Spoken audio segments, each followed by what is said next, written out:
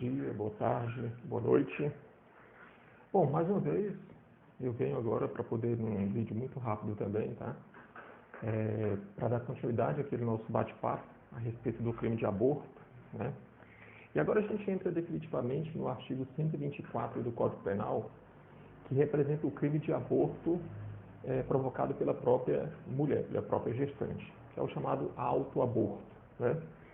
Então, é evidente e é importante que a gente observe que esse artigo 124 ele dispõe exatamente de duas condutas.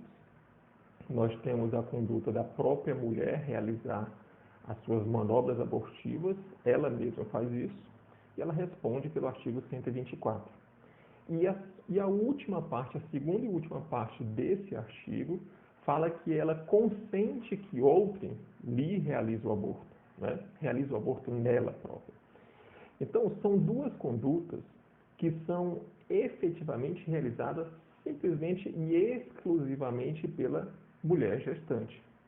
Então, outra pessoa que não seja a própria mulher, ou esse próprio sujeito que esteja efetivamente sendo descrito pelo artigo 124, não poderá realizar a conduta de aborto para poder responder pelo artigo 124.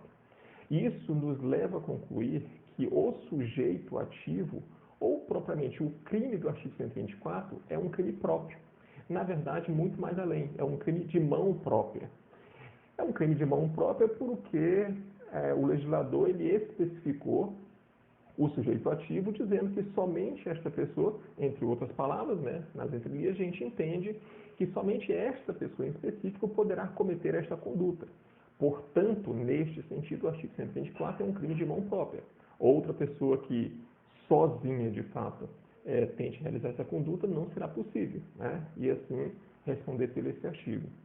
Amigos, mas eu disse que ele é um crime de mão própria. É essencial que a gente diferencie o crime de mão própria para o crime próprio, tá? Há uma diferença muito sutil com referência a esses dois termos aqui. Mas o crime próprio é aquele em que o tipo penal me fornece as qualidades do sujeito ativo e que somente ele poderá cometer, tá? Esse vai ser o crime próprio. Então, nesse sentido, entendemos. Mas o crime de mão própria terá exatamente o mesmo conceito. É aquele tipo penal que me fornece também as características do sujeito ativo que realmente vai cometer essa conduta. Desta forma, não dá para diferenciar. Mas o que vem realmente a ter um conceito diverso entre esses dois termos é a possibilidade de se realizar esta conduta em concurso de pessoas, tá? E aí a gente vai, de fato, entender que o crime próprio ele vai admitir o concurso de pessoas tanto na forma de coautoria, como também na forma de participação. Agora, no que tange ao crime de mão própria, somente se admitirá a forma de participação do que tange ao concurso de pessoas. Então, note o seguinte, quando eu me refiro ao artigo 124, dizendo que ele é um crime de mão própria, eu digo que sozinho, somente a mulher gestante poderá cometer o crime de aborto e responder pelo artigo 124. Mas se porventura ela estiver em concurso de pessoas, mas esse concurso de pessoas na situação de participação, um terceiro que seja partícipe, auxilie, induza ou instiga essa gestante a realizar o crime de aborto, ele, nesta condição de partícipe, também responderá pelo crime de aborto, mas somente dessa forma. Não dá, evidentemente, para que o terceiro, na qualidade de coautor, responda pelo artigo 124.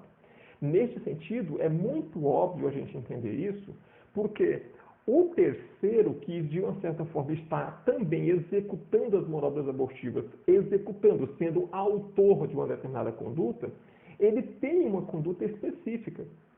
E uma conduta específica determinada pelo artigo 126. Então, nesse sentido, observe, se um terceiro estiver na qualidade de coautor da gestante, evidentemente que ele não responde porque não se admite a coautoria aqui. Mas, evidentemente, que ele vai ter que responder pela ótica do artigo 126 do Código Penal. Porque lá existe, sim, uma tipificação dizendo, olha, realizar ou provocar aborto com o consentimento da gestante. Então, se esse indivíduo, com o consentimento da gestante, provoca o aborto nela, a gestante responde pelo artigo 124, porque existe esta expressão dentro do artigo 124, conceder que outrem lhe o provoque, e o indivíduo que realizou o aborto nela com o consentimento da gestante responderá pela sua conduta específica prevista no artigo 126. Então, aqui, faz a gente concluir com toda certeza que nós estamos diante de um crime de mão própria, onde, neste crime, não se admitirá a coautoria, só se admitirá a participação. O crime próprio, diante do outro conceito, significa dizer que para responder por tal crime, pode-se estar tanto na forma de coautoria, como também na forma de participação.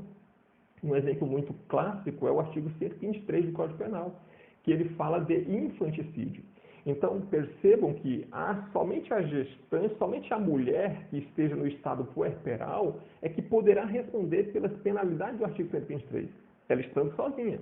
No entanto, se ela estiver em concurso de pessoas com um terceiro, e esse terceiro executar as manobras, de matar a criança ou ser nascente, ele também responderá pelo artigo 123, porque ele está em coautoria.